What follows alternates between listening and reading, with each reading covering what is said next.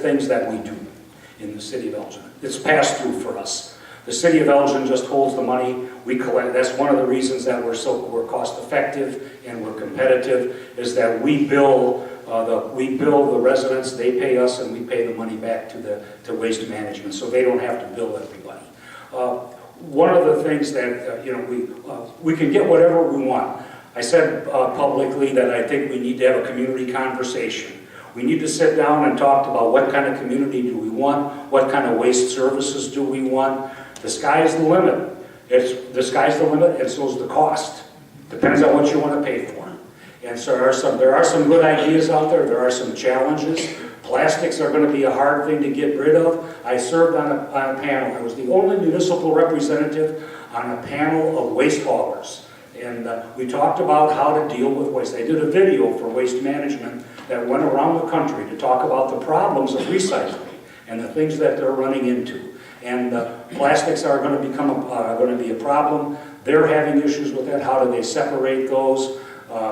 We need to talk about those kind of things. One of the good ideas that I heard, but it needs to take buy-in from the city, is that they will offer to pick up electronics, hazardous wastes, paint, things like that, from your porch for about $2 a month. But the kick is, everybody in town's got to sign into it. The city has to sign onto the contract. That's $24 a year. You can't get rid of a television set for that. So that's a very positive thing. That's a positive change. And those are the kind of things that we're going to have to do. We have to go out to bids for this. The cost for us would be, over time, tens of millions of dollars. How long we want to go out on the contract, if it's going to be 5 years, 10 years, that'll be something to decide. But people need to decide. And I've heard all kinds of ideas. People want us to weigh the trash cans. Yeah, they'll do that. They told me when that was brought up a couple of years ago, they'd have to add 10 or 15 more trucks just to get done with the routes, because they got to stop at every house. They got to weigh the can. They've got to weigh the can, tear the can, fill a bill out, and that house gets billed specifically, barcoded. They can do all of these things. Some communities do bags. They went back to bags, and they put like we do for the yard waste on your garbage bag. The problem is the garbage bag now, instead of being a tote, is going to be laying on the tree bank. Years ago, dogs got in it, raccoons got in it, and I bet you dogs and raccoons will get in them again. So we have to weigh those kind of things. And I think that's one of the things that I'd like to do, that if re-elected this summer, is to sit down with the community and see what we want to do and what we're willing to pay. We have done the best job of any city in northern Illinois getting the lowest rates. And I think that should be our goal and our vision, to get the best service for the least amount of money that we can do. I think we need to come at it from two sides. First of all, recycling is a global industry and it has global implications. China does not want any more of America's plastic and unrecyclable things. So we really need to think hard as Americans how we do this, solve this problem. I think Elgin, we can go at it from a number of ways. Number one is education. Can we get people, first of all, there's a great cost, for example, when you throw your plastic bags into recycling, because that messes up their equipment, etc. Can we get people to purchase less plastic? Can we consider having less plastic in the city of Elgin that goes into our recycling? I think we really need to start with education, and starting with our kids. I, as you may or may not know, I work in U46, and there is very little education. These kids should know exactly where to throw the paper, exactly where to throw their plastic, and exactly where to throw the garbage. And it goes everywhere. It's all, I think, goes into the garbage. So education can be one way. The Sustainability Commission should be on top of this, and they should be talking to us about what else we can do in the city from a policy perspective, from making ordinances, for example. And finally, we do have to go out to bid. I think the whole industry is changing, so we need to talk to all the waste management companies we can, and maybe You know, we have to go back to putting our blue bottles here and our clear bottles here and our newspaper there. But we as a community have to consider what we're leaving our children. And this is a big, important topic that we should all be part of making a solution for. Not for just for Elgin, but for the world, really. Okay, well, because of time constraints, let's move on now to the final question. And this, not surprisingly, involves Lieutenant Jensen. And again, I don't want to put anybody in any jeopardy anywhere, legally speaking, but something that's come up repeatedly in council discussions that I've kind of scratched my head over, and I hope they get a good answer tonight, is that it's very easy to hear council members and the mayor say, well, this isn't up to us. It's up to the city manager. It's up to the police chief. You know, after all the investigations, it comes down to them. It's their decision. But in reality, my understanding, talking to various council members over the years, executive sessions sometimes turn into knock down, drag out fights where people are trying to express their positions, and ultimately, if there are 5 people who tell the city manager, do this, he's going to do this. Now, I don't know if that's correct. Again, that's hearsay. I've never sat in one of these meetings. But if that is the case, doesn't the fact that whatever happens to Officer Jensen, whatever it will be, will come down to what the city council wants the city manager to do? Is that a correct statement of that? I might be all wrong, but this is your chance to explain it to me and everybody out there. If you would be so kind. And Carol, you can go first. Sure. We do, all of us meet with the city manager, and all of us have the opportunity to sit and meet with Chief Lawley. However, we're like the board of directors, and they will ultimately make the decision. I think it's really Rick Kozel, as our city manager, will take advice from Chief Lawley, because she runs the police department, and that's a very important part of our city to keep a safe city. So I do think we have influence, but I do believe that they would make what they think is the best decision independent of us, because it's not a vote. It's not, so I think that they would feel that they could make the best decision at that point in time, only with our influence. Even if they feared they would get fired? I mean, you were the guys who are his boss. I mean, you can go to the city manager and say, look, we don't like this. You made a bad decision. And again, I'm just trying to pull this out, because this is a fascinating question to me. Right? It is. It's something most cities don't have to face, and I hope other cities never have to face this question. But I think it's a difficult question to answer, and based on all the facts, I think Chief Lawley has the hardest decision to make. That's what I'd say. So, Dave, what do you say? Yeah, we operate under a council manager form of government. All you got to do is Google it. It'll tell you what the rules are. I was elected under that form of government. We're called a weak mayor. I'm a weak mayor. And the reason is that the city manager makes those decisions. We hire a city manager. He does the technical part of hiring. He does all the hiring and firing of all the personnel. Then the mayor, everybody thinks the mayor has all this power. I'm involved in the hiring of 2 personnel. I didn't even know I was involved in 2, but the city manager is certainly one. The entire council chooses the city manager, and that's our employee. The mayor also is involved in the hiring of the city clerk. So there are 2 people. The rest of those decisions are made by staff. And the reason is they're technical people. They look at it from a technical basis. Anna Lally, Chief Lally, is going to look at it from how does this impact my police department? How does this impact the law? She's obligated to follow the law, whether you like it or not. That's what she has to do. That's how her decision is going to be made. The city manager will be the same thing. You're absolutely right. We can lobby them. We can go in and we can talk to them. We can give them our opinion. We think this should be done. This is what I'm hearing. And help them make the decision. That's what I said at the council meeting. It's our job to help them. It's the community's job to help them. But ultimately, that's their decision.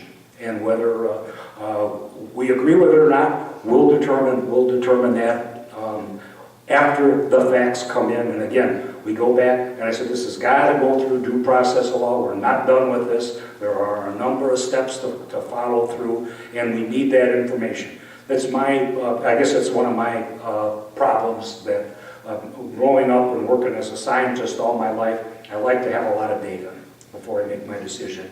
And my job as a mayor is to make sure that the council members get that data so they can make the decisions to the best of their ability, and I'm sure all of us will do that when this comes forward. I think one of the challenges for the future council is we may have some newly elected people that are going to be put into that position before this whole thing finishes up. So very important part of the community, and you know, we all listen, we all hear, we've spent time at city council meeting listening to people, but we have to let this thing work itself out. And again, it'll be up to the chief and city manager to make their recommendation back to the community. Well, Carol, do you have any follow-up to that? No, I think we actually agree on that point.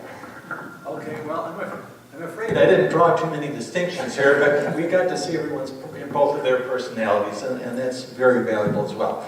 So with no further ado, I'll let you move on to your closing statements. And Carol, because of the coin toss, you get to go first. And again, the timer isn't running. You can go as long as you want. We're in trouble. You can go home in your slippers and pajamas. No.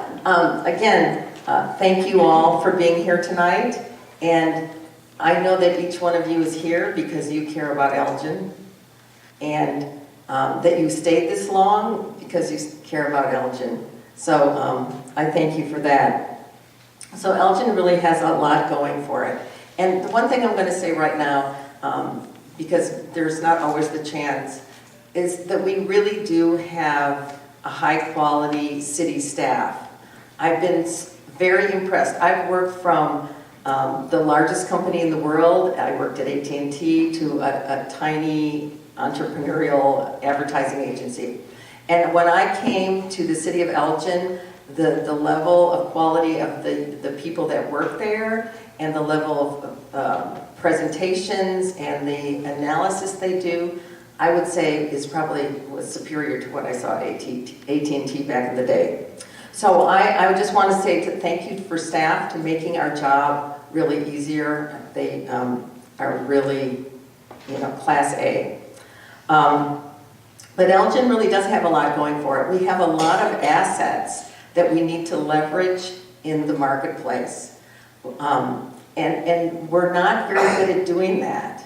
And I think we need to be better at that. And also we need to be, I think someone mentioned this earlier, we need to be our own cheerleaders. We need to say that we have this great diverse community and that the school district is better than people think.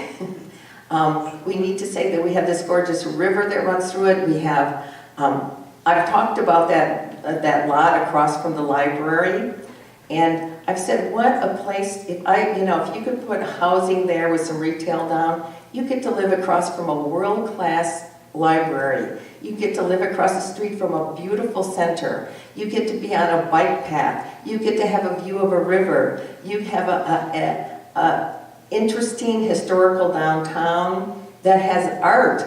You can go to a performance of a world-class symphony or to the Janus Theater for really on-the-edge theater. You can see great art in our city.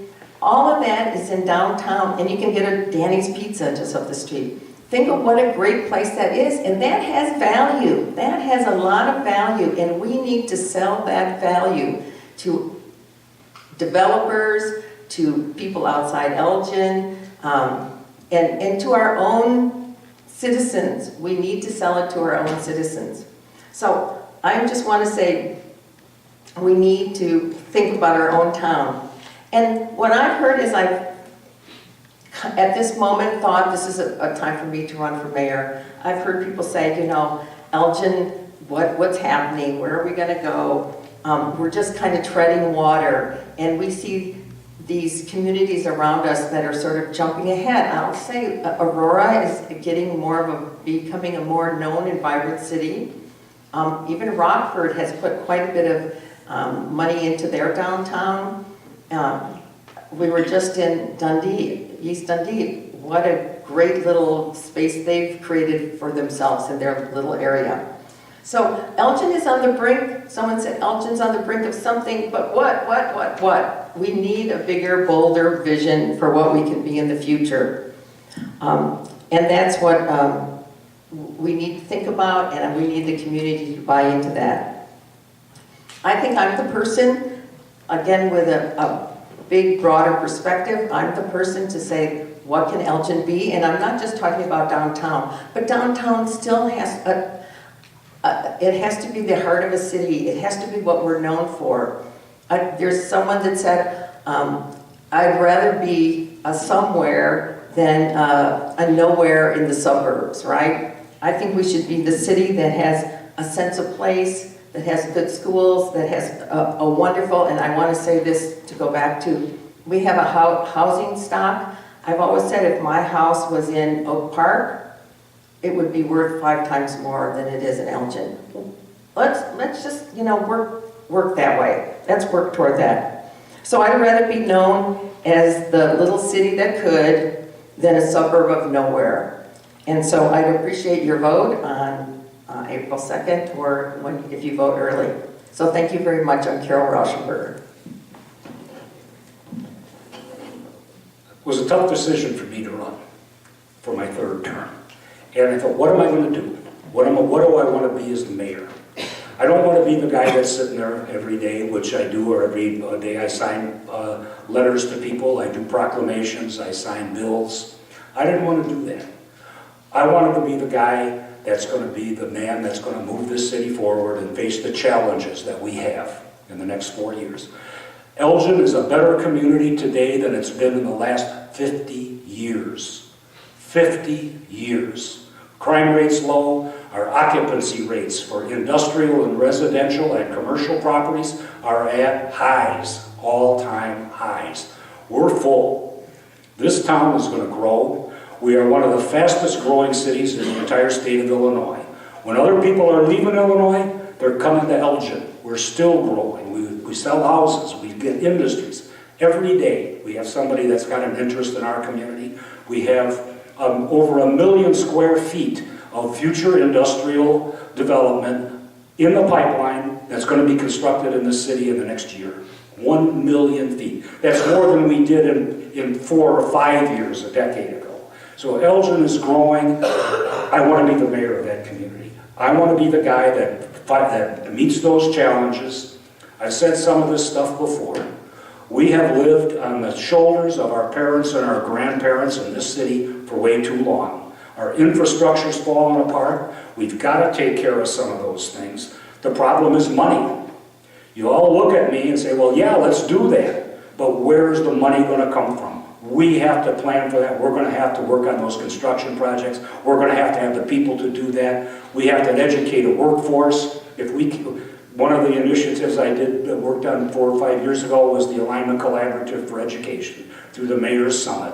Over 200 businesses and individuals now are partners in that philosophy that we need to create an educated workforce, and that not every child that goes to U46 and U46 schools is destined to graduate from college. They want a job. They want a future. We need to build that future for them. We're working on doing that. We are well along that way. We need to educate our really young people, our tiny tots. The 3rd and 4th graders need to make sure that they can read and they can do math and they can become active parts of our workforce. That's a 20-year project for this city. Those are the kind of things that I like in challenges. I like challenges. I've liked them all my life. If I didn't think this job was going to be a challenge and going to be a challenge for this city for the next years, I wouldn't have run for mayor. I'd have stayed home. I got a lot of things I can do. Sandy said, why are you doing this? And that's why. Because I love challenges, and I want to make sure that this city can move forward, and I think I'm the guy to help do it. I look for your vote on April 2nd. Thank you for Wesley Church for having us here and hosting us, and thanks, Chuck, for the Elgin Octave for doing this. Everybody have a good evening. I think I told Chuck it's hard to stop me, so I'll stop myself. Let's look forward to